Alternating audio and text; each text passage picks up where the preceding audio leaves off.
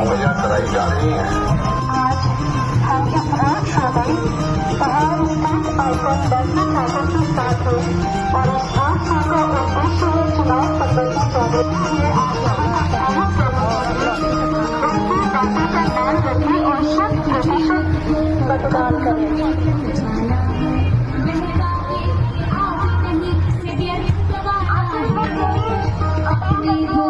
सभी बच्चों का मतदान करने